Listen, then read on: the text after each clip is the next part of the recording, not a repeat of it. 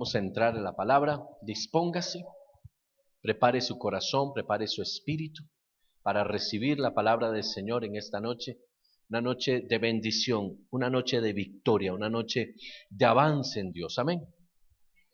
Hoy vamos a hablar sobre el nuevo pacto y quiero enfocarme en Pesaj.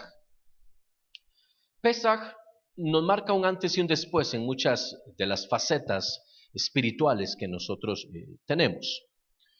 En estos días estuvimos hablando precisamente sobre la fiesta de Pesaj y el significado que esta tiene en Yeshua, en Jesús, para nosotros. Y aprendimos muchas cosas importantes, dentro de ellas que Jesús es el Cordero de Pesaj. Y vemos en la festividad de Pesaj representado a Jesús en todas sus partes. En el Cordero, en el pan sin levadura, o matzá, en las hierbas amargas, o marror.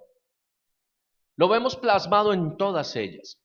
Pero surge una duda, y esta es una duda casi diría yo existencial dentro del sistema religioso moderno. ¿Qué pasa con la cena del Señor? ¿Qué relación tiene con Pesaj? ¿Por qué se llama la cena del Señor? ¿A quién se le ocurrió ponerle ese nombre? ¿Por qué ahora se llama la cena del Señor y no se sigue llamando Pesaj? Ok, hay algo que usted debe comprender. En los concilios que la Iglesia Católica realizó por ahí del año 400, 500 después de Cristo, había una intencionalidad clara en quitar todo lo que tuviera que ser o que ver con el hebreo, porque el hebreo tenía que ser perseguido, el judío tenía que ser perseguido. Recuerde, esto que es importante, Roma, estamos hablando de la Roma política, el Imperio Romano había tomado posesión de Judea, de Israel, ¿sí? Entonces, los israelitas, los hebreos, habían sido tomados por Roma y eran parte de una de sus provincias.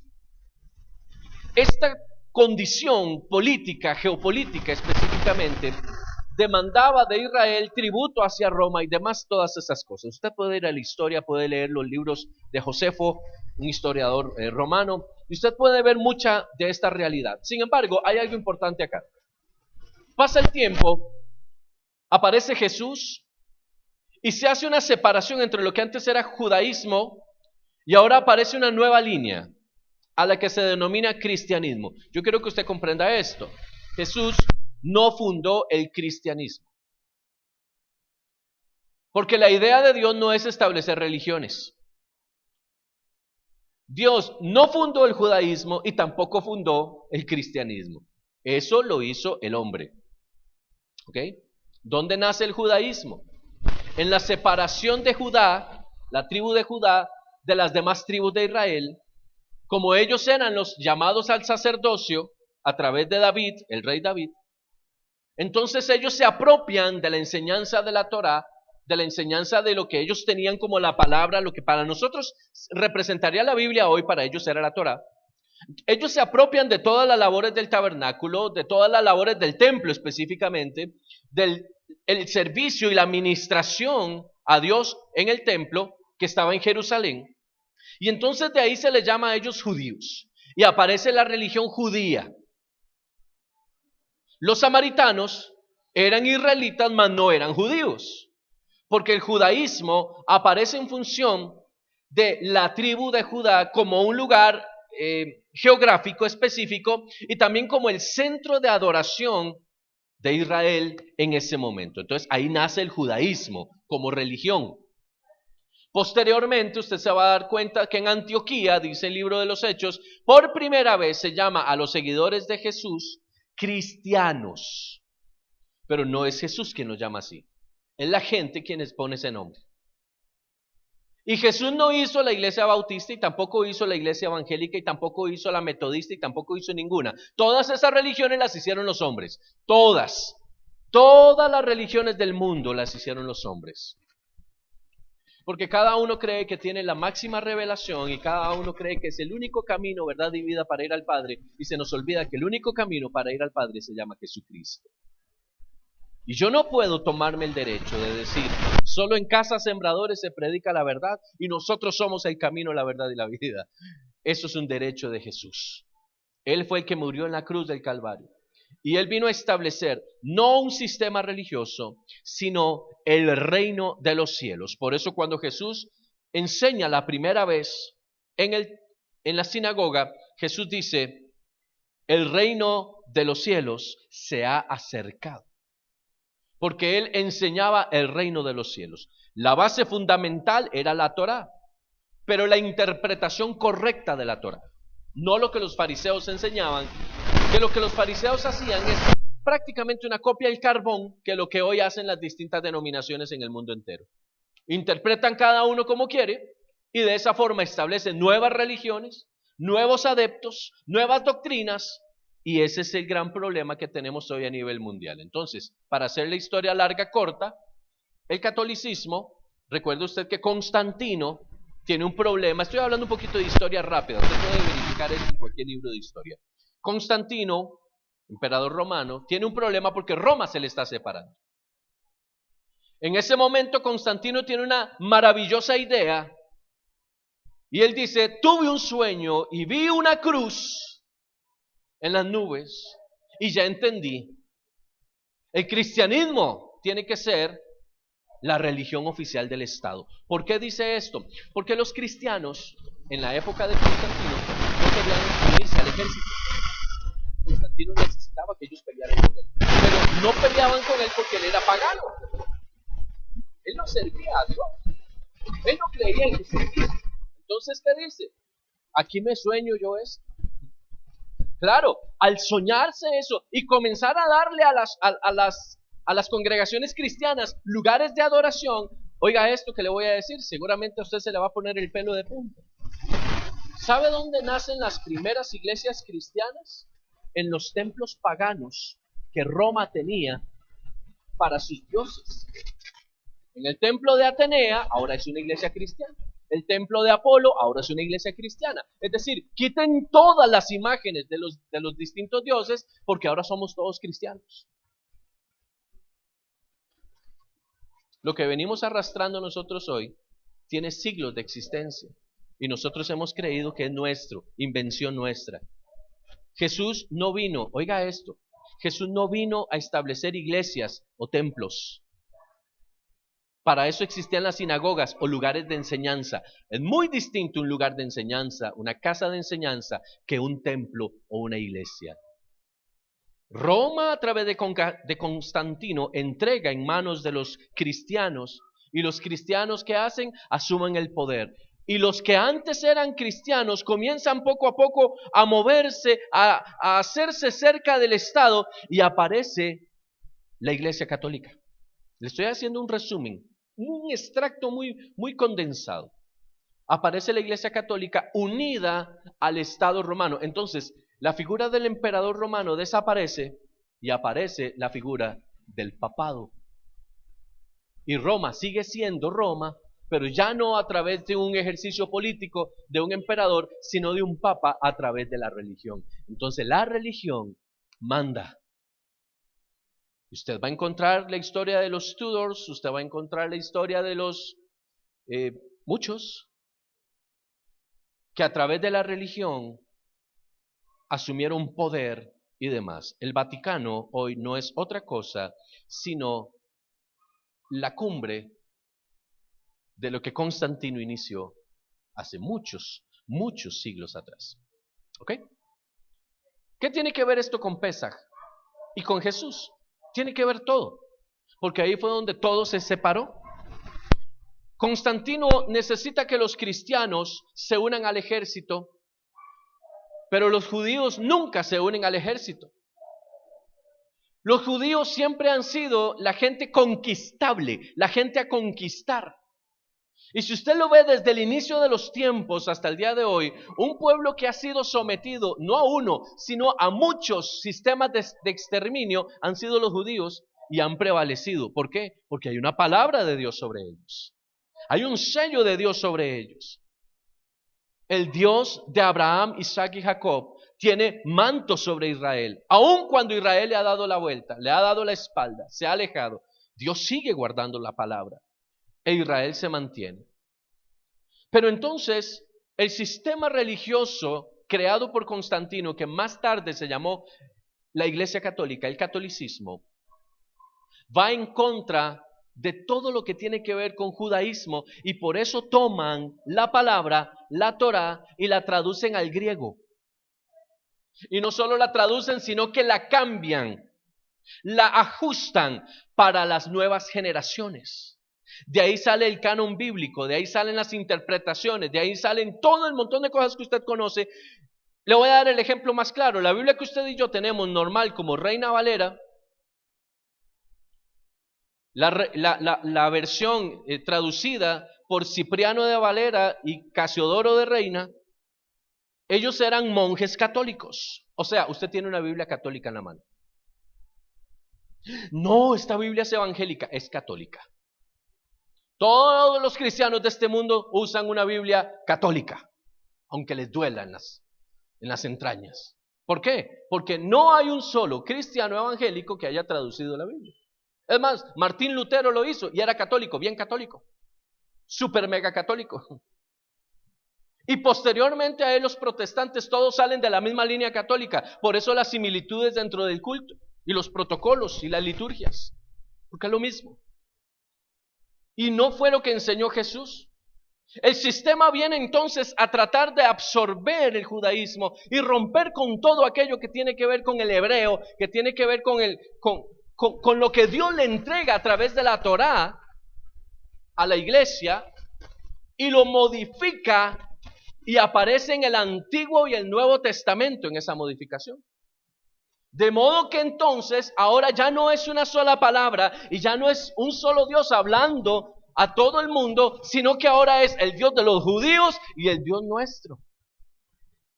Y el de nosotros tiene una Biblia y el de los judíos tiene una Torá. ¿Me doy a entender? Y usted oye la palabra, vea, usted va a una iglesia evangélica tradicional cualquiera y usted dice, yo estudio la Torá, mi amado, y a usted lo apedrean en ese lugar. Porque todavía existe esa sensación de que estás mal, estás judaizando. La Torá no tiene nada que ver con judaísmo, nada, la Torá no tiene nada que ver con judaísmo, pero se alineó. Nos hicieron creer y ver que sí. Ahora, ¿qué pasa con esto? Que la enseñanza de Jesús es la enseñanza de la interpretación correcta de la Torá a lo que él llama el reino de los cielos. Pesaj es la celebración de la fiesta de la salida de esclavitud o de la libertad del pueblo de Israel, del pueblo de Egipto. Pero como los romanos no tenían nada que ver con Egipto, porque ellos no salieron de Egipto, más bien lo conquistaron, entonces ellos no necesitan celebrar eso y no quieren hacerlo, sino que entonces lo cambian como hicieron con otro montón de cosas y ahora le llaman la Cena del Señor. Vamos a ver, pasaje muy conocido, 1 Corintios, establece: por cuanto yo recibí del Señor lo que hoy les enseño, dice el apóstol Pablo, que habiendo Jesús tomado el pan y etcétera, etcétera, la administración de la liturgia, de lo que conocemos como la Cena del Señor, dice, después de haber cenado, Jesús tomó el pan. ¿Qué cenaba Jesús?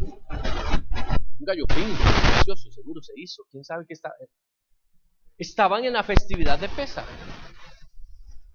Póngame atención porque aquí esto ya se empieza a poner un poquito más espeso. Jesús no solo celebra Pesaj, sino que lo cumple en sí mismo, porque Él es el Cordero de Pesaj. Eso lo vimos el domingo. Hasta ahí estamos bien.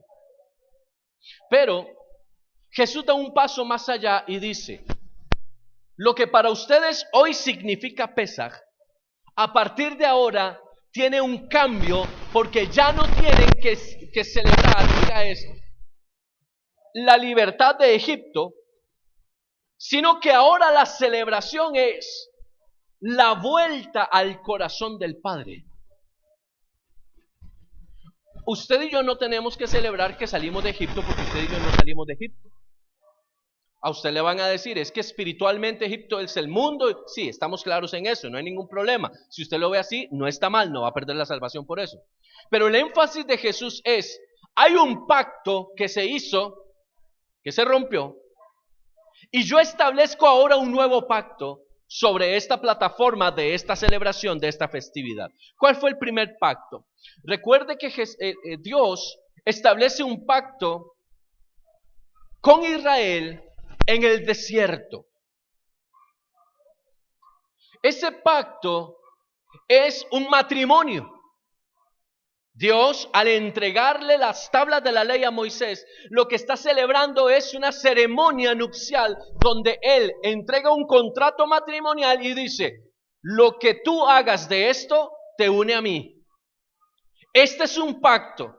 Tú cumples tu parte, yo cumplo la mía. Por eso usted va a escuchar a los profetas, mayores y menores, constantemente señalar que Dios repudia a Israel como a una esposa adúltera. Y le dice: has adulterado, has fornicado. Así le habla Dios a Israel. ¿Por qué? Porque le habla desde el punto de vista de un esposo, de una relación matrimonial. Esa ketubá, en el hebreo, ¿recuerda? Es el pacto matrimonial que Dios hace con Israel en el monte Sinaí. Y da inicio en la celebración de Pesaj. La primer celebración de Pesaj de la historia fue en Egipto, porque el origen es salvación, pero es sombra profética de lo que va a venir años después, siglos después. Dios le dice a Moisés: toma el cordero es la representación de tu libertad. Toma en cuenta esto. Antes de Moisés había sacrificios. En Israel se hacía sacrificios. ¿Por qué? Abraham sacrificaba, Isaac sacrificaba, Jacob sacrificaba, el pueblo sacrificaba. Pero no lo hacían por redención de pecados o arrepentimiento, lo hacían por gratitud a Dios. Estaban agradecidos con Dios y por esa obediencia al Señor ellos sacrificaban. Pero no lo hacían por arrepentimiento, porque ellos vivían libres, no tenían nada de que arrepentirse. Esa conciencia no existía hasta que entran a Egipto. Una vez que entran en Egipto y viene la sombra de la esclavitud y los posee, entonces Dios dice: yo los sacaré de ahí. El sistema de sacrificio que nace en Egipto es el de expiación, el de perdón, el de arrepentimiento. Ahí nace el oficio de los levitas, el oficio sacerdotal, donde el sacerdote presenta un cordero que representa en sí mismo el que va a perdonar, a traer perdón a una congregación, la congregación de los hijos de Israel. Entonces, antes de Moisés no existía el sacrificio por arrepentimiento, por expiación de pecados. Aparece en Pesaj. Por eso dice la palabra que Jesús es el Cordero de Dios que quita el pecado del mundo. Pesaj representa a Jesús, el Cordero de Pesaj es Jesús. A partir de ese momento empieza un orden sacerdotal que establece que cada cierto tiempo se harán sacrificios por la expiación del pecado del pueblo. Y Dios instruye a Aarón y a sus hijos y les dice: y el sacerdote pondrá las manos sobre el cordero y declarará los pecados del pueblo. Y hace todo un sistema litúrgico que culmina con el sacrificio del cordero. Pero en Pesaj, esto tiene que ver primero que nada con libertad. ¿Por qué? Cuando Dios le dice a Moisés: Moisés, toma un cordero por familia, lo vas a degollar, la sangre la pondrás en los dinteles y postes de las puertas, pero comeréis la carne, comeréis el pan y comerás también las hierbas amargas de pie, porque es la noche de tu libertad. No te sentirás cómodo, no darás espacio a relajarte, porque vas a ser libre. Y en el momento en que comas esto, tienes que salir de Egipto. Apresúrate a salir de Egipto. El Cordero de Pesaj tiene que ver con apresúrate a salir de Egipto. Cuando usted y yo tomamos y conmemoramos esta cena de Dios, lo que estamos diciendo es: apresurémonos a salir de Egipto. Apresurémonos a salir del mundo, apresurémonos a salir de nuestras conductas, de nuestras prácticas. Apresurémonos a salir de ahí. ¿Me doy a entender? Es un poco complicado, pero estoy tratando de sintetizarlo lo más que pueda. Cuando Jesús está con sus discípulos, Jesús celebra Pesaj, pero hace una pausa. Hay que entender esto, que es sumamente importante. Jesús celebra Pesaj y todo Israel celebra Pesaj, pero los sacrificios solo se podían hacer en el templo. No se podía hacer sacrificios en las casas. Roma no permitía los sacrificios. Sígame acá, esto es importantísimo. Roma no permitía los sacrificios, el único que podía sacrificar era el sacerdote en el templo. ¿Ok? Es la razón por la cual en la cena de Pesaj no había un cordero.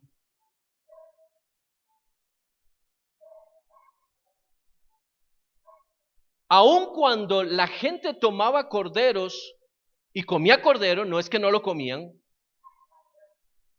ellos no lo sacrificaban en el sentido estricto de poner sobre los dinteles. Era solo parte de la cena. El sacrificio real se oficiaba en el templo. ¿Me doy a entender? El ritual del sacrificio solo podía hacerse en el templo, no podía hacerse en las casas. ¿Ok? Sígame aquí. Cuando esto ocurre, Jesús toma la copa y toma el pan. Si usted recuerda, dentro de los elementos de Pesaj, no hay una copa en ningún lugar. No existe. En Pesaj no existe. Solo hay cordero, hierbas, pan. Es lo único que hay en Pesaj. Lo que Jesús toma es lo que viene posteriormente, no a suplantar, sino a establecer el pacto en la sangre de Jesús. Él toma una copa de vino.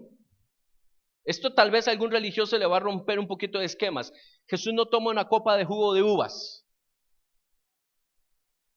No había Welch en el antiguo Israel. Jesús no toma una copa de jugo de uvas, toma una copa de vino. ¿Ok? Así, simple, vino. ¿Y usted sabe cómo es el vino? Eso es lo que toma Jesús. La palabra dice, no os embriaguéis con vino, pero vino era lo que había en las mesas. ¿Explico? Entonces, Jesús, después de haber cenado, ¿qué? Pesaj, de haber participado de la cena de Pesaj, ¿qué hace Jesús? Toma el pan, un trozo, y lo parte. Y dice, este es mi cuerpo, que por vosotros es partido. Entonces, ¿qué hace Jesús? Se vuelve la cena de Pesaj. Toma el simbolismo de la cena y lo trae hacia él. Ahora la cena la represento yo, es lo que está diciendo Jesús. El pan siempre representó a Jesús, pero es el momento en donde Jesús lo oficializa y lo pone de manifiesto y dice, este es mi cuerpo que por vosotros es partido. Y dice, y toma la copa y dice, esta copa es el nuevo pacto en mi sangre. La copa no existía en la cena de Pesaj, había cordero y en la original la sangre en los dinteles de las puertas. ¿Cómo celebraba Israel Pesaj en las tiendas en el desierto durante el tiempo previo a entrar a la tierra prometida? No había puertas para pintar. ¿Me sigues acá? Por eso el cordero se sacrificaba en el tabernáculo, el cordero se sacrificaba en el templo. ¿Ok? Cuando Jesús celebra Pesaj con sus discípulos, toma algo que representa el derramamiento de sangre. Y dice, esta copa representa el derramamiento de mi sangre y con mi sangre un nuevo pacto. Ahora sí, póngame atención. El primer pacto tiene que ver con el momento donde Dios habla con Israel en el desierto y le entrega las tablas de la ley. Y le dice, sigue el ordenamiento que te doy y caminaremos juntos en una relación. Tú serás mío, yo seré tuyo. Es lo que está diciendo Dios. Es el pacto que hace Dios, pero el hombre transgrede ese pacto.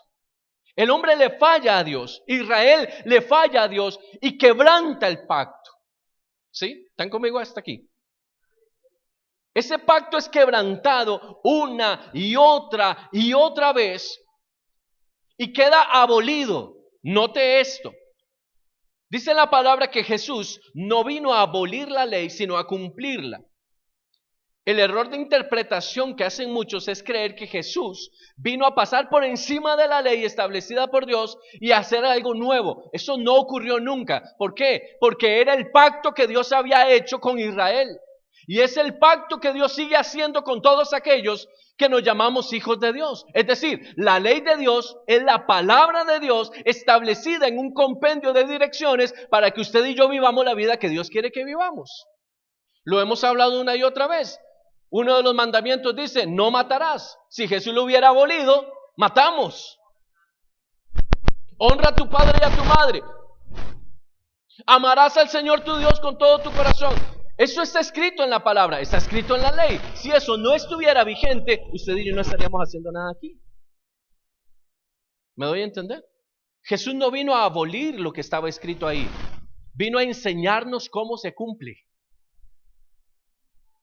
Porque a través de los años, esa ley había sido manipulada por los maestros, por las enseñanzas, por muy diversas personas, y era imposible agradar a Dios, porque la gente que lo modificó no buscaba agradar a Dios. Cualquier semejanza con la realidad es mera coincidencia. Entonces Jesús se presenta en un momento de la historia donde inicia un antes y un después. Y Jesús muestra el viejo pacto. ¿Cuál es el viejo pacto? El pacto que se hizo en el desierto. El pacto que Dios hizo con Israel. Ese pacto quedó anulado. No lo que está escrito en la ley, sino lo que ese pacto significaba. ¿Por qué? Porque Israel lo transgredió. Israel le falló a Dios. Israel faltó a Dios. ¿Qué hace Dios entonces? Se provee el cordero para establecer un nuevo pacto, solo que ya no a través de la sangre de corderos, sino a través de la sangre del Cordero de Dios. El primer pacto se estableció con sangre, el segundo pacto se tiene que establecer con sangre, porque es un sello de Dios sobre cada uno de nosotros. El primer pacto hablaba de Israel y solamente de Israel. El segundo pacto nos incluye a todos nosotros. Los que le recibimos ahora somos llamados hijos de Dios. ¿Me doy a entender? Entonces Jesús establece un antes y un después. No un antiguo y nuevo testamento. No una abolición de la ley y la creación de una ley nueva. Abolición del pacto primero. Es decir, la relación contractual que había entre Dios y el hombre quedó anulada porque el hombre falló. Entonces hay que restaurarla. Al principio había un cordero que el Señor le dice a Moisés, este cordero morirá por cada familia de Israel. El cordero tomará el lugar de cada familia en la expiación del pecado, porque si no muere el cordero, morirá la familia. Eso es lo que está diciendo el Señor, porque la paga del pecado es muerte. El cordero tomaba en una forma profética, simbólica, la carga, la culpa de las personas, de la familia. Por eso dice, tomarás un cordero por familia. Si la familia fuera muy pequeña, se unirán dos familias y tomarán un cordero entre las dos. ¿Me explico? Entonces, cada familia tenía un cordero. El cordero expiaba su pecado, expiaba su falta. Posteriormente el sumo sacerdote tomaba un cordero, sacrificaba esos corderos. ¿A nombre de quién? De todo el pueblo de Israel. Pero Israel, en el tiempo de Jesús, no reconoce a Jesús como el Mesías, como Mashiach. entonces tampoco pueden reconocer el pacto que Jesús está renovando. No pueden reconocer el nuevo pacto. Por eso Israel hoy está esperando tener de nuevo su templo para poder volver al sacrificio ritual, porque no han reconocido a Jesús como el Cordero de Dios. Entonces, Jesús hace un alto en el camino y le enseña a sus discípulos, las cosas cambiaron. Ya no es necesario el derramamiento de sangre de corderos.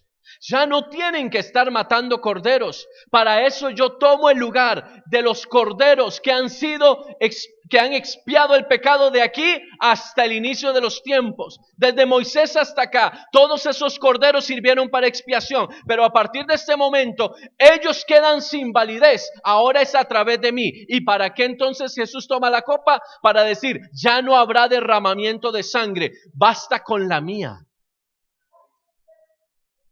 Ya no es necesario.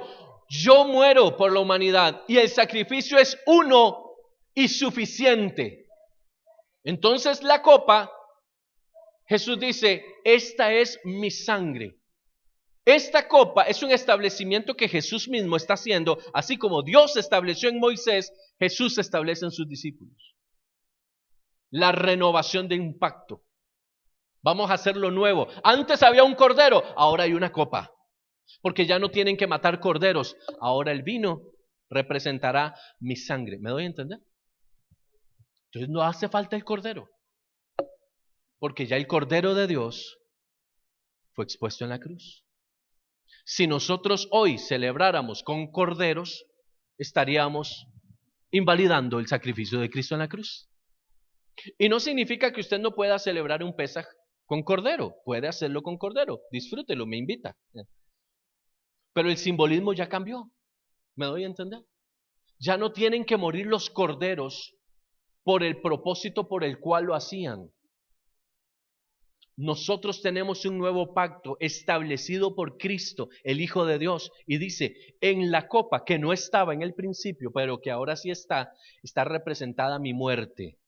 Cada vez que ustedes beban de la copa, la muerte del Señor, dice el apóstol Pablo, anuncian. Note esto que es importante. Cuando Pablo pasa a escena y enseña, instituye, como dice la Reina Valera, la cena del Señor, no está tomando Pesaj y lo está invalidando. Está tomando Pesaj y lo está transformando a la revelación de lo que Jesucristo hizo. Pero sigue siendo Pesaj.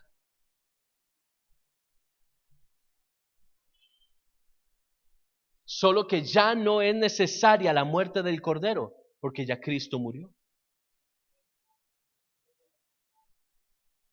¿Me doy a entender? Lo que Jesús está diciéndole a sus discípulos es, el cordero ya no es necesario. Pueden tomarlo, pueden comerlo, pueden disfrutarlo, no hay problema, pero ya el simbolismo del cordero ya no, porque ahora yo soy el cordero, o sea, yo tomo el lugar de los inocentes. Ahora les entrego la copa. Si el cordero está, bueno. Si el cordero no está, bueno. Ahora está la copa. El nuevo pacto. Por eso se llama nuevo pacto. No es una nueva ley, no es un nuevo testamento. Es un nuevo pacto. Es muy diferente. La división entre Antiguo Testamento y Nuevo Testamento fue lo que hicieron en los cánones de la Iglesia Católica para hacer una separación entre lo que tiene que ver con Israel y decir, esto ya no es válido, esto ya no es para nosotros. Mucha iglesia evangélica lo enseña así. Muy bonitos los libros históricos, pero dejémoslos ahí. Ahora nosotros nos vamos para la gracia, nos vamos para el Nuevo Testamento, de Jesús para acá. Y dejar lo que ellos mal llaman, lastimosamente, Antiguo Testamento de lado, es dejar toda la institucionalidad de Dios para sus hijos, toda la enseñanza, toda la paternidad de Dios, todo el origen de todas las cosas está ahí. Yo no puedo invalidar la palabra de Dios porque quiera o no quiera, nos guste o no nos guste, la Torá sigue estando vigente porque es la palabra original de Dios. Sobre ella se formaron los profetas, sobre ella se formaron los reyes, sobre ella se formó Jesús, sobre ella se formaron los discípulos. Pablo enseñaba lo que estaba escrito ahí. Yo les decía el domingo, Pablo no andaba enseñando la carta a Filemón a todo el mundo. Era para Filemón. Las 2 cartas de Timoteo que usted y yo conocemos hoy, no las tenía nadie, no eran copias para ninguna iglesia, eran para Filemón, eran para Timoteo. Por eso se llama carta a los romanos, carta a los corintios, carta a los gálatas, me explico, era un documento que Pablo hacía, firmaba y enviaba a la iglesia que estaba en ese lugar. Pero ¿de qué les hablaba él? Usted va a encontrar en Pedro, va a encontrar en todos los demás escritos referencias a ¿qué? A la Torá. Referencias a la palabra, porque para ellos, para los discípulos, no existía el Viejo Testamento. No existía, porque no existía la Biblia. ¿Qué era lo que abrazaban en su corazón? La Torá. Y esto es lo que cuesta, porque la Iglesia Católica, Roma y la Iglesia posteriormente evangélica nos ha enseñado que todo lo que tiene que ver con los judíos hay que arrancarlo de nosotros. Arranque la religión, la religiosidad, arranque eso, pero no arranque la palabra, porque la palabra provino de Dios. ¿Qué es la Torá? Es lo que se conoce como el Pentateuco: Génesis, Éxodo, Levítico, Números y Deuteronomio. Ahí está contenida la Torá, la revelación primaria de la palabra de Dios. Posterior a eso, se compila el Tanaj. ¿Qué es el Tanaj? El Tanaj son los profetas, son los libros históricos, los libros poéticos, lo que llamamos el Antiguo Testamento. Ese es el Tanaj. A esto se le suman las tradiciones, la colección de dichos orales a través de los años, las enseñanzas varias. Todo eso es un cúmulo de información importante. Pero Jesús vino no a abolir, sino a mostrar cómo se cumple. Por eso Jesús habla de cosas puntuales y dice, no es que lo pesquen haciendo algo, es la intención que tuvo de hacerlo. Ahí es donde está la revelación de la Torá. Escuche esto, porque dice la palabra en el libro de Jeremías, que Dios dice, en el tiempo postrero, quebrantaré el pacto que hice con ellos, porque fue un pacto hecho en piedra, y pondré mi palabra en el corazón de ellos. Lo que Jesús hizo fue esto, vea qué interesante. El pacto que Dios hace con Israel, lo escribe en piedra. La ley, ¿cierto? Lo escribe en piedra. ¿Esa piedra qué significa? El corazón endurecido. Ahí es donde Dios con su dedo dice, escribe y marca. Pero es frío, es distante, se mantiene ahí. ¿Qué dice?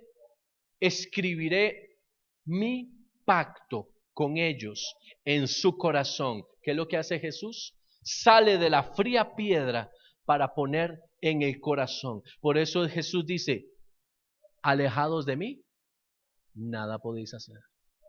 Es decir, estamos con Él, ya no solo con algo frío y distante, sino que ya existe una relación. ¿Que vino a restaurar Jesús? La relación que se había perdido. En el desierto Dios estaba distante, recuerde esto. Usted puede ir, Éxodo 19, 20, usted puede encontrar ahí cómo Dios habla con el pueblo y el pueblo entra en temor y le dice a Israel, y le dice a Moisés que no hable Dios con nosotros porque nos da temor. Habla tú con él y tú nos traes el mensaje. ¿Qué hace Dios? Deja de hablar con el pueblo. Y ese dejar de hablar, ¿qué hace? Un distanciamiento. Y ya Dios no puede hablar con el pueblo porque el pueblo dijo, no quiero escucharte, quiero que haya un intermediario. Y eso enfría. La relación que había posible se enfría, se aleja, se distancia. ¿Qué hace Jesús? Vuelve a recuperar lo que se había perdido. Y Jesús dice, ahora a través de mí tienen acceso al Padre, no al Dios del desierto, no al Dios de las tablas, no al Dios que conocieron sus padres, sino al Padre, a su Padre, porque Él es Padre más que Dios. Entonces se enseña relación. El nuevo pacto en Jesús habla de relación, habla de estar juntos, habla de reconocer al Mesías, pero habla de reconocer también al Padre. Hablaba de Jeremías 31. Vaya por favor si gusta. Jeremías 31, versos 31 al 34. Dice la Reina Valera: He aquí vienen días, dice Jehová, en los cuales haré nuevo pacto con la casa de Israel y de Judá. Jeremías 31. No como el pacto que hice con sus padres el día que tomé su mano para sacarlos de la tierra de Egipto. ¿De qué está hablando? ¿El pacto que selló con qué? Con Pesaj. El pacto fue sellado con qué? Con la sangre de un cordero. Ese fue el sello del pacto, el antiguo pacto. Y ahora sí comprende que no tiene nada que ver con el Antiguo Testamento ni tiene que ver con la ley, tiene que ver con pacto. Note esto, es importante que lo sepa. Pesaj se establece antes de la ley. La ley se le entrega a Israel después de la salida de Egipto, en el desierto. Pero Pesaj se celebra ¿dónde? En Egipto. O sea, no hay un establecimiento legal todavía. Dios no les ha dado las tablas de la ley. Entonces Pesaj no es ley, es el pacto, es distinto. La ley y el pacto son distintos. ¿Qué hace primero Dios? Sella un pacto con la sangre de un inocente, con la sangre de un cordero. Por eso muere el cordero. Este es el pacto y este es el sello. Sello en sangre. ¿Ok? Entonces dice, no como el pacto que hice con sus padres el día que tomé su mano para sacarlos de la tierra de Egipto, porque ellos invalidaron mi pacto, aunque fui yo un marido para ellos, dice Jehová. Pero este es el pacto que haré con la casa de Israel después de aquellos días, dice Jehová. Daré mi ley. ¿Qué dará?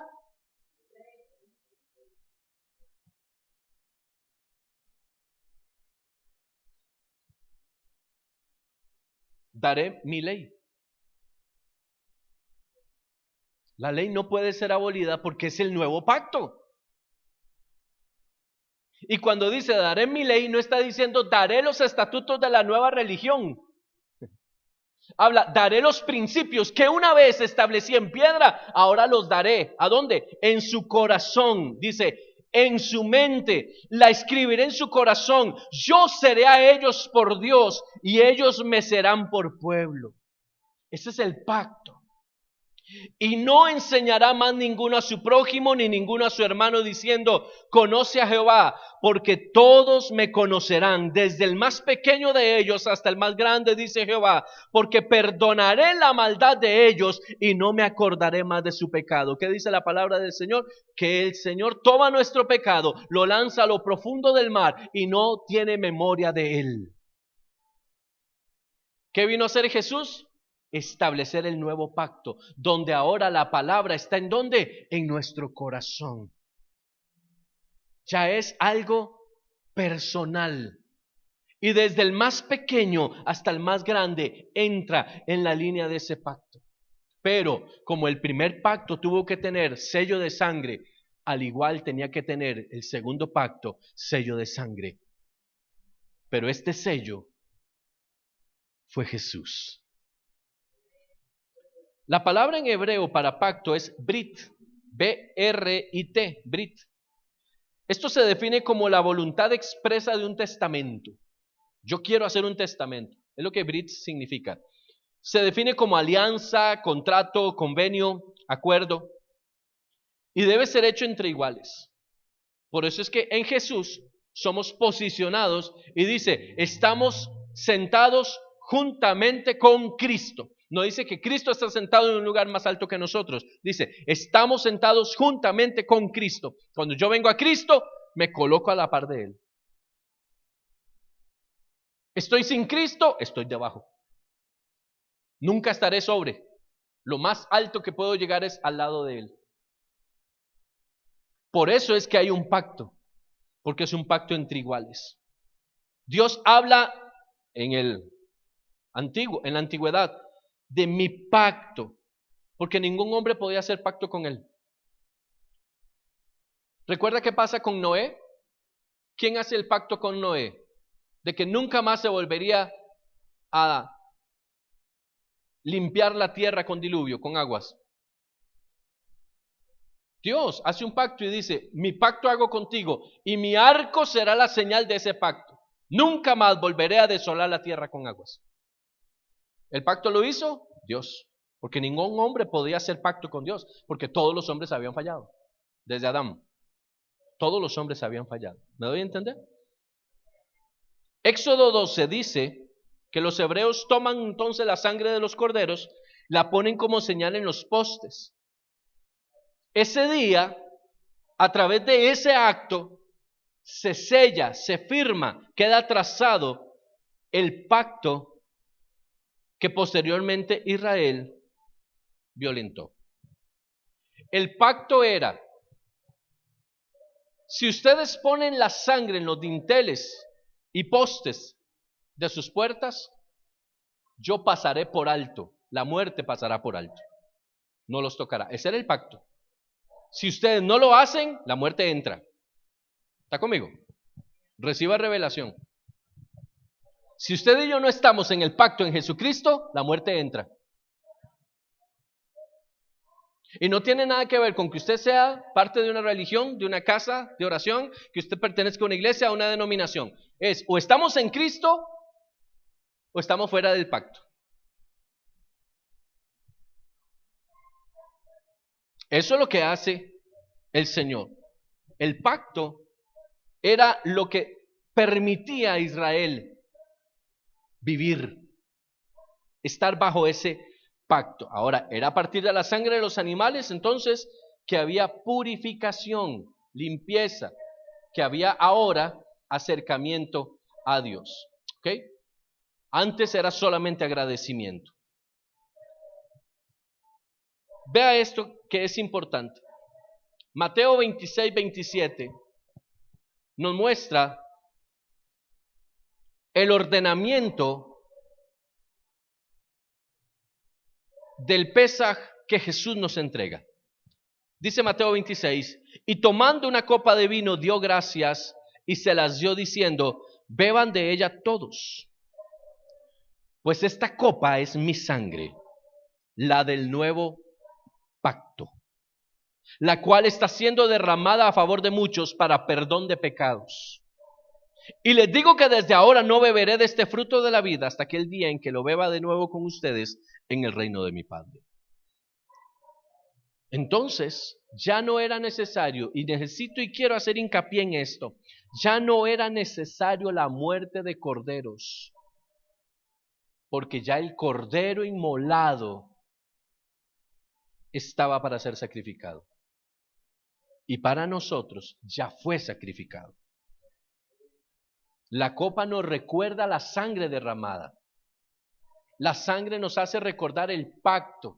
Cada vez que tomamos esa copa, decimos, Señor, no solo lo recuerdo, sino que lo recibo y camino y vivo a través de esa ordenanza, a través de esa enseñanza. ¿Quién lo dijo? Lo dijo Jesús. ¿Quién más alto que Jesús para decir esto, para enseñar? Si hubiera sido cualquier rabino, si hubiera sido un maestro de la ley, si hubiera sido un fariseo, todavía un profeta, uno dice, lo voy a poner en balanza, no estoy muy seguro, pero es que fue Jesús el que lo estableció. El Hijo de Dios, Dios mismo dice, este pacto se renueva ahora ¿en dónde? En mi sangre. Esta copa ahora representa la sangre, ya no el cordero que ustedes antes mataban. Ya no es el cordero que los expiaba, ya no necesitan corderos. Es más, le voy a decir algo que le va a romper muchos esquemas. Aún después de la muerte de Jesús, Israel sigue ofreciendo corderos, porque no entendió de qué se trataba. Y años después se seguía celebrando Pesaj con derramamiento de sangre de corderos, porque no les había sido revelado quién era Jesús. ¿Qué hace Dios? Corta el sacrificio en Israel y dice, o lo entienden por las buenas o lo entienden por las malas. Y hasta el día de hoy Israel no puede celebrar derramamiento de sangre de corderos, ¿me explico? A través de un altar. O sea, Dios hizo reconocer a Israel, aunque Israel no lo reconozca, que ya el cordero no era necesario. Cercano al año 70 después de Cristo, una cerda fue sacrificada en el altar. La abominación llegó a Israel y desde ese momento los sacrificios fueron anulados hasta el día de hoy. Por eso en Apocalipsis usted encuentra que durante la tribulación se volverá a levantar el sacrificio en el altar. E Israel volverá de nuevo a presentar sacrificio hasta que la gran abominación, la abominación asoladora, dice la palabra, vuelva de nuevo a establecerse en Israel. Por 3 años y medio, Israel volverá a los sacrificios rituales hasta que la abominación se vuelva a levantar. ¿Me explico? Porque Israel está deseando volver a los sacrificios, porque no han entendido quién es Cristo, no han reconocido la obra redentora de Cristo, porque Dios no es Padre para ellos, es Dios. Por eso no podemos abrazar el judaísmo como tal, porque nos salimos del encuentro con nuestro Padre. Por eso hay que tener la cabeza fría con estas cosas y entender que no es meternos en el sistema del judaísmo. Es que si no me circuncido, es que si no hago esto, es que si no hago lo otro. Circuncida en el corazón, decía el apóstol Pablo. Entiendan de qué se trata. No es una relación del corazón, no de actos físicos humanos. Y tomando una copa que no estaba en la celebración original porque era el viejo pacto. Ahora el pacto fue renovado. Ahora ya no es necesario el cordero, porque ya Él es el cordero. Ahora es la copa que representa el derramamiento de la sangre. Esto es realmente importante. Vea lo que dice Hebreos capítulo 8. Vamos a leer unos cuantos versículos acá. Hebreos capítulo 8 dice, hablando del cumplimiento de la palabra de Jeremías 31 que vimos hace un momento. Hebreos 8:7 en adelante. Si el primer pacto no hubiera tenido defectos, no habría sido necesario reemplazarlo con un segundo pacto. Es decir, si Israel se hubiera sometido, si todo hubiera caminado bien, no era necesario renovar el pacto. Se hubieran quedado como estaban. Pero cuando Dios, dice el verso 8, encontró defectos en el pueblo, dijo, llegará el día, dice el Señor, en que haré un nuevo pacto con el pueblo de Israel y de Judá. Estamos repitiendo lo que dice Jeremías 31. Este pacto no será como el que hice con sus antepasados cuando los tomé de la mano y los saqué de la tierra de Egipto. Ellos no permanecieron fieles a mi pacto, por eso les di la espalda, dice el Señor. Pero este es el nuevo pacto que haré con el pueblo de Israel en ese día, dice el Señor. Pondré mis leyes en su mente y las escribiré en su corazón. Yo seré su Dios y ellos serán mi pueblo. Y no habrá necesidad de enseñar a sus vecinos, ni habrá necesidad de enseñar a sus parientes diciendo, deberías conocer al Señor, pues todos ya me conocerán, desde el más pequeño hasta el más grande, y perdonaré sus maldades y nunca más me acordaré de sus pecados. Vea que estamos en el Nuevo Testamento haciendo memoria ¿de qué? Del Antiguo. ¿Por qué? Porque la palabra, es toda la palabra, no podemos quitar ni podemos agregar. Ahora vea lo que dice el verso 13 porque es clave. Cuando Dios habla de un nuevo pacto, quiere decir que ha hecho obsoleto al primero, el cual ha caducado y pronto desaparecerá. ¿Está hablando del Antiguo Testamento? No. Está hablando del pacto que Dios hizo con Israel. Ese pacto ya quedó anulado. Ya no es necesario hacer sacrificios. Cristo anuló ese pacto. Ahora Él tomó el lugar y Él se volvió el sacrificio. ¿Okay? El antiguo pacto tenía que ver con todo lo relacionado a los sacrificios y el derramamiento de sangre de animales para remisión de pecados. Ese era el que administraban los levitas, los sacerdotes. Un pacto que había sido escrito en piedras, lo cual quedó abolido por el nuevo pacto, que es el sacrificio y derramamiento de sangre del Mesías, de Yeshua, el cual se constituye en sumo sacerdote y da así entrada a una nueva clase sacerdotal, la de Melquisedec. que es el Rey de justicia, que tiene escrito el pacto de la Torah en el corazón. Vamos a ver, el pacto de Melquisedec, el sacerdocio de Melquisedec. ¿Recuerda usted el encuentro de Abraham con Melquisedec? Dice que viniendo de la guerra Abraham se encuentra con Melquisedec, rey de Salem y sacerdote del Altísimo. Y le entrega los diezmos, porque Melquisedec lo bendice. ¿Quién es Melquisedec? Hebreos nos enseña, sin genealogía, sin origen, sin padre humano conocido. ¿Quién era? Era Cristo. Melquisedec era Cristo. Abraham se encontró con Cristo, con Yeshua. Y en Aarón encontramos, hablando del hermano de Moisés, el origen de los sacrificios de animales en expiación por el pecado de los humanos.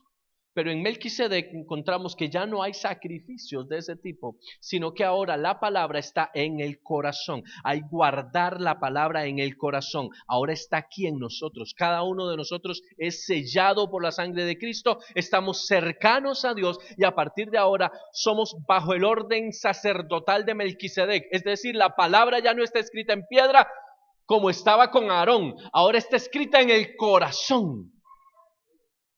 ¿Me explico? Yo sé que esto es complicado y hay que darle otra vuelta posiblemente. Pero es necesario entender eso. La palabra ya no está escrita en piedras, ahora está escrita, grabada en nuestro corazón.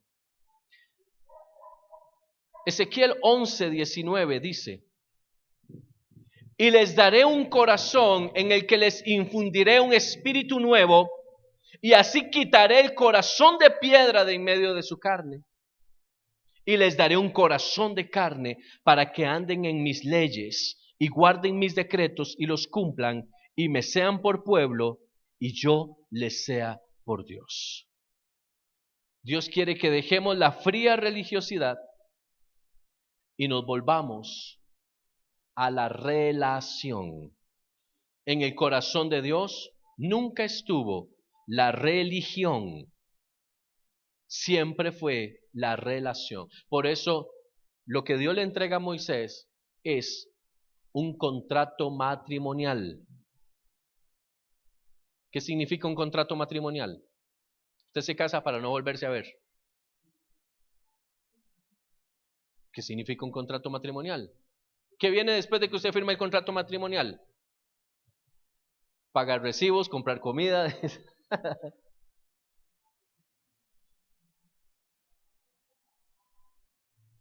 ¿Qué pasa cuando las personas se casan? ¿Para dónde se van?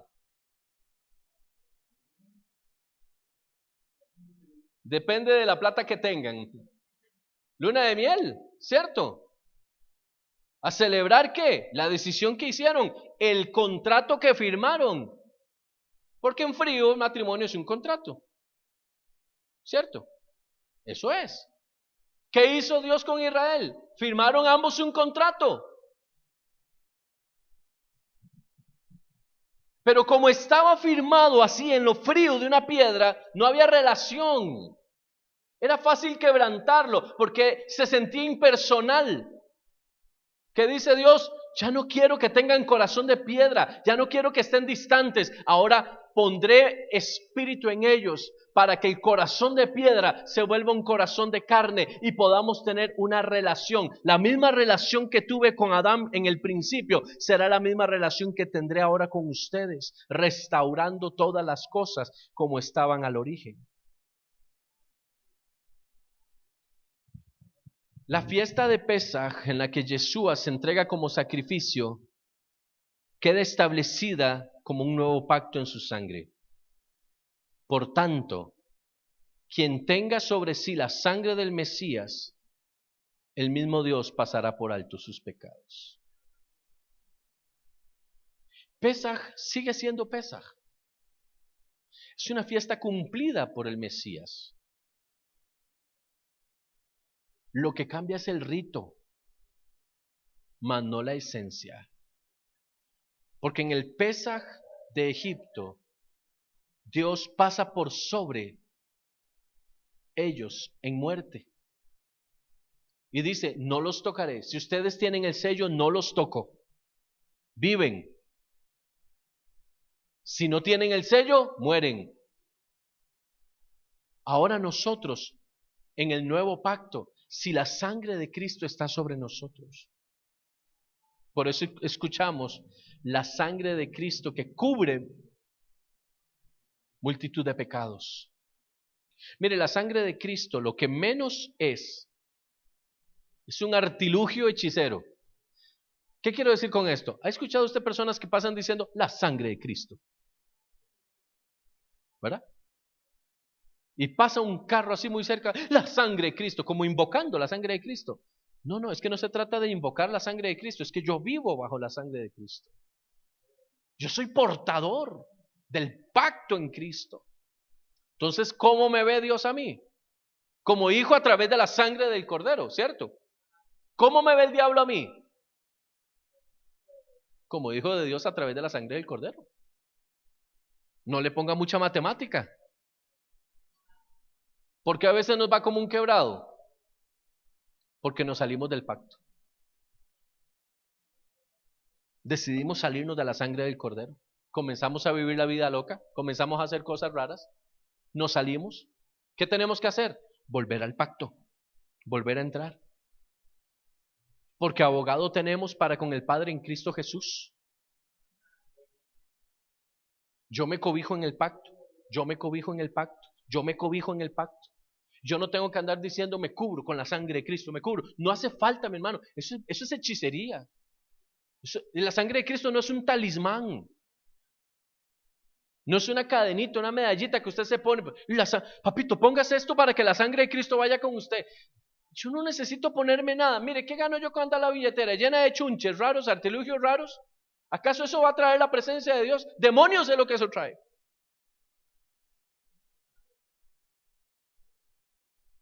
Hay gente que anda con un crucifijo aquí detrás de la camiseta, detrás de todo. Y una vida de pecado, desorden, abominación. ¿De qué le sirve eso?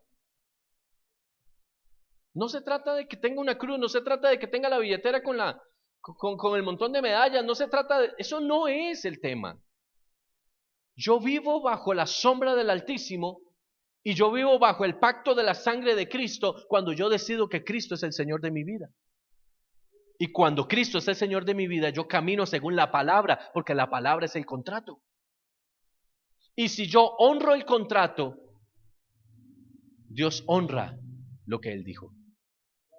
Por eso dice, todas las cosas ayudan a bien a los que aman a Dios.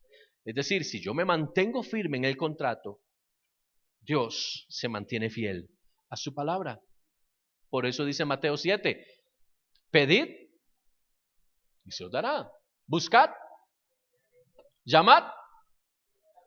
Y todavía lo asevera, porque todo aquel que pide, el que busca y el que llama, ¿a quién le está hablando Jesús? A los que están bajo el pacto. Si yo estoy bajo el pacto de la sangre de Cristo, no es que yo haga un pacto con Dios, Señor, hago un pacto, te doy 10,000 pesos y tú me cuidas.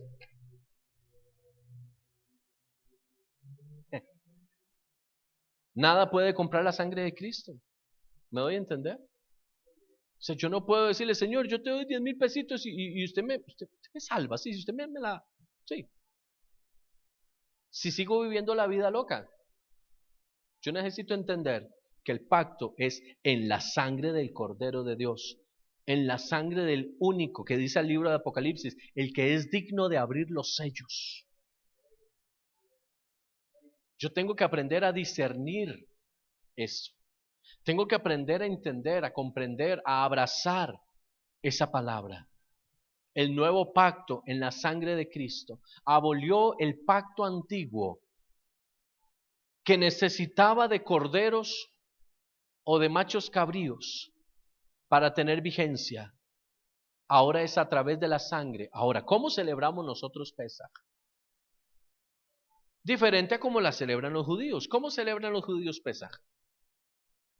Con una cena donde hay cordero, hay hierbas amargas, hay matzá o panes sin levadura. y toda una serie de cosas adicionales. ¿Cómo la celebramos nosotros?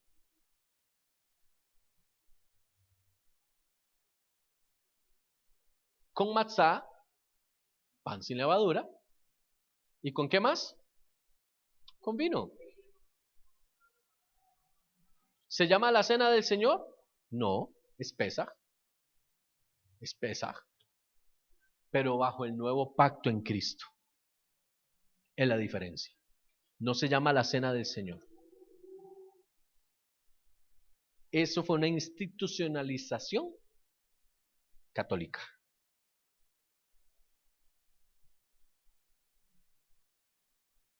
Así es que el nombre, la cena del Señor, si usted puede, bórreselo ahí a la Biblia. Mire, yo creo que más de un pastor está pidiendo mi cabeza.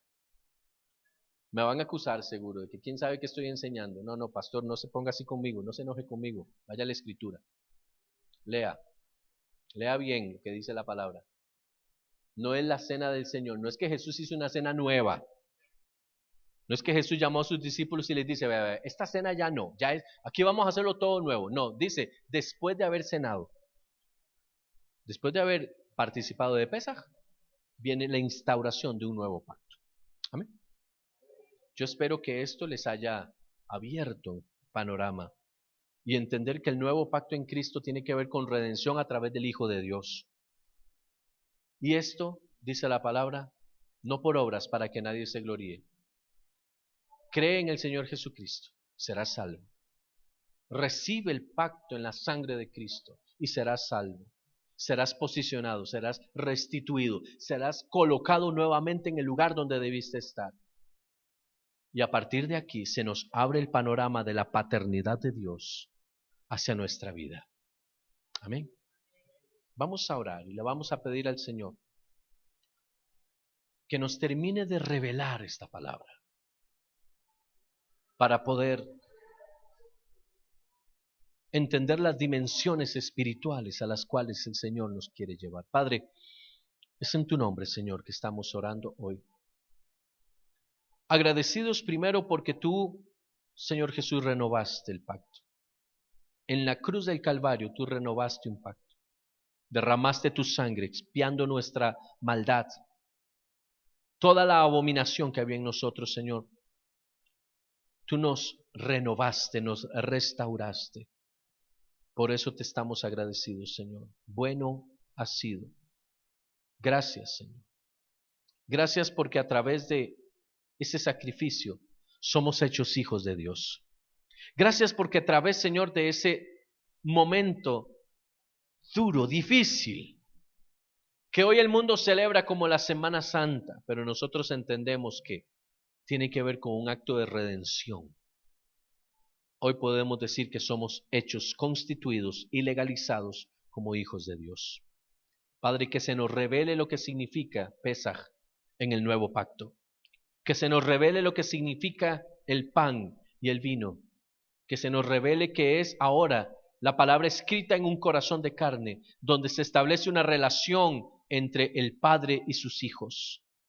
Que se nos revele, Señor, que ahora la religiosidad queda a un lado. Los dogmas y las doctrinas quedan a un lado. Y entramos en el proceso del conocimiento y el avance del reino de los cielos. Gracias por la palabra, porque no deja de ser, porque no pasa de moda. Gracias porque la palabra es viva y eficaz y penetra nuestro corazón y se graba en nuestra vida y podemos caminar según la ordenanza de tu corazón hacia el nuestro. Bendigo todos los que estamos acá, los que siguieron la transmisión. Les declaro una palabra de bendición y una palabra de revelación sobre sus vidas. Espíritu Santo, trae paz a sus corazones, revelación a sus vidas. En el nombre de Jesús. Amén y amén.